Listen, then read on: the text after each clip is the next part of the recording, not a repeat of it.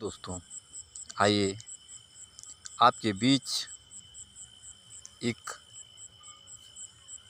और कहानी लेकर आए। दोस्तों, एक बहुत ही मनोरंजक हिंदी कहानी जिसका शीर्षक है गंवार ससुराल। यह एक कहानी ग्रामीण पृष्ठभूमि पर आधारित हास्य व्यंग शैली में है। यह एक मोरल स्टोरी है। तो चलिए हम आप लोगों को कहानी की तरफ ले चलते हैं। गांव का भोला भाला राम खिलावन अपनी मासूमियत और सीधेपन के लिए पूरे इलाके में मशहूर था। खेती किसानी करता, बैल जोतता और शाम को गांव के चबूतरे पर बैठकर मुरली बजाता, लेकिन पढ़ाई लिखाई से उसका कोई खास लेन देन नहीं था। जब राम खिलावन की शादी शहर की पढ़ी लिखी लड़की शोभा से तय हुई तो गांव वाले चौंक गए। बिल्कुल मिसमैच जोड़ी है। पंडित हरिहर बोले, गंवार और शहर वाली, मज़ा आएगा। शादी का दिन आया। शोभा के परिवार वाले पहली बार गांव आए और राम खिलावन की मासूम बातों पर हैरान रह गए। आपने कभी मोबाइल नहीं चलाया? शोभा की बहन ने पूछा। मोबाइल वो कौन सी जात की भैंस होती है? राम खिलावन ने भोलेपन से पूछा। हंसी का फव्वारा छूट पड़ा। शादी हुई और राम खिलावन पहली बार अपनी पत्नी के साथ ससुराल यानी शहर गया। शहर के घर में घुसते ही राम खिलावन ने देखा चारों ओर उजाला बिना ढिबरी के। ई का जादू है, ये बिजली है रामू जी, शोभा ने मुस्कुराते हुए कहा। अरे बाप रे! पहला दिन तो राम खिलावन नल को घूरता रहा। ये तो हैंडपंप भी नहीं चलाना पड़ता। फिर टीवी देखा। ये लोग टीवी के अंदर कैसे घुस गए? और जब वॉशिंग मशीन देखी तो बोल पड़ा, ये डब्बा कपड़ा भी धो देता है। अब तो गांव में मेरी भौजी कामचोर कहलाएंगी। अगले दिन शोभा की माँ ने कहा, राम खिलावन बेटा, बाजार से ब्रेड और दूध ले आओ। राम खिलावन निकला, लेकिन लौटा तो थैले में कच्चा आटा और बकरी का दूध। तू ये क्या ले आया? आपने ब्रेड मंगाया, मैंने समझा बेरा यानी आटा, और दूध तो ताज़ा चाहिए ना, सो बकरी से ले आया। पूरा घर हंसी में लोटपोट। टीवी चलाना सीखना तो चैनल बदलते बदलते रामायण और एमटीवी को एक साथ देख लिया। बोला, सीता मैया डीजे पे नाच रही है। धीरे धीरे राम खिलावन के भोलेपन ने सबका दिल जीत लिया। वो चाहे इन्वर्टर को ठंडा करने के लिए उस पर पानी छिड़क दे या मिक्सर में मटर छील दे, सबको हंसी आ जाती। एक दिन ससुर बोले, राम खिलावन, तुम तो हमारे घर में हंसी की फैक्ट्री बन गए हो। राम खिलावन मुस्कुराया। हम तो गंवार हैं बाबूजी, लेकिन दिल से सच्चे हैं। शोभा मुस्कुराई और बोली, गंवार तो शहर में बहुत होते हैं, फर्क बस सीने में दिल का होता है। एक महीने बाद जब राम खिलावन गांव लौटा तो साथ में लाया एक स्मार्टफोन, पनीर बनाने की मशीन और ससुराल वालों का ढेर सारा प्यार। अब तो गांव में गंवार टेक्निक बाबू कहलाता था। गंवार वो नहीं जो गांव में रहे, गंवार वो है जो सीखने से डरे।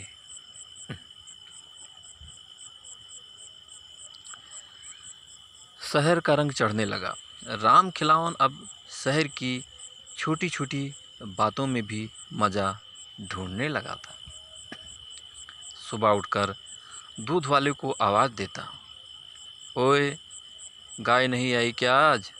दूध वाला बोला, भैया मैं ही हूँ। अच्छा, तो तुम गाय हो? पूरा मोहल्ला हंसी से गूंज उठा। फिर उसे लिफ्ट से डर न लगने लगा। एक बार गलती से शोभा ने उसे अकेले लिफ्ट में भेज दिया। लिफ्ट बंद हुई तो राम खिलावन चिल्लाने लगा, बचाओ, मैं तो फंस गया इस डब्बे में, अरे कोई बैल इसे खींचो। जब नीचे पहुंचा तो सिक्योरिटी गार्ड बोला, बाबूजी ये बैलगाड़ी नहीं लिफ्ट है। राम खिलावन बोला, तो बोलो ना भाई, ये शहर के जादू है। सुबह ने सोचा कि राम खिलावन को थोड़ा पढ़ा लिखा भी देना चाहिए। उसे पास के एक बेसिक कंप्यूटर क्लास में दाखिला दिलवा दिया। पहले दिन मास्टर ने पूछा, कंप्यूटर ऑन करना आता है? राम खिलावन ने बटन दबाया और मॉनिटर को देखते हुए बोला, अबे चलना, देख सब देख रहा हूँ, लेकिन तू कुछ बोलता क्यों नहीं? मास्टर जी ने समझाया, ये कंप्यूटर है, पत्थर नहीं, थोड़ा प्यार से पेश आओ। राम खिलावन मुस्कुराया। गांव में बैल भी डंडा खाने के बाद ही चलता है। राम खिलावन अब धीरे धीरे शहर की भाषा, चाल ढाल और सोच अपनाने लगा था, लेकिन अपनी मूल पहचान को कभी नहीं छोड़ा। वो शहर के लोगों को गांव की सादगी और अपनापन सिखाता रहता और गांव में वापस आकर शहर की उपयोगी बातें बताता। उसने अपने गांव में सौर ऊर्जा पैनल, डिजिटल पढ़ाई और ऑनलाइन सरकारी सेवाओं का प्रचार शुरू कर दिया। राम खिलावन अब शोभा के मम्मी पापा के लिए सिर्फ दामाद नहीं, एक प्रेरणा बन गया था। उन्होंने गर्व से अपने रिश्तेदारों से कहा, हमारा दामाद गांव से आया ज़रूर है, पर दिल और दिमाग दोनों से सबसे आगे है। गांव की बैठक। एक दिन गांव में चबूतरे पर बैठकर राम खिलावन अपने पुराने दोस्तों को स्मार्टफोन सिखा रहा था। भोलू बोला, अबे रामू, तुझमें तो कमाल आ गया। राम खिलावन हंसते हुए बोला, गंवार हम थे और रहेंगे, फ़र्क बस इतना है कि अब हम अपना गंवारपना स्मार्ट तरीके से जीते हैं। दोस्तों, गंवार होना कोई कमी नहीं, पर सीखने से मुंह मोड़कर बेवकूफ़ी है। गांव और शहर की सोच मिल जाए तभी असली तरक्की होती है। तो दोस्तों, ये कहानी आपको कैसी लगी हमें कमेंट करके ज़रूर बताइए। और दोस्तों, एक लाइक ज़रूर कर दीजिएगा, क्योंकि आपके लाइक से ही हमें मोटिवेशन मिलता है।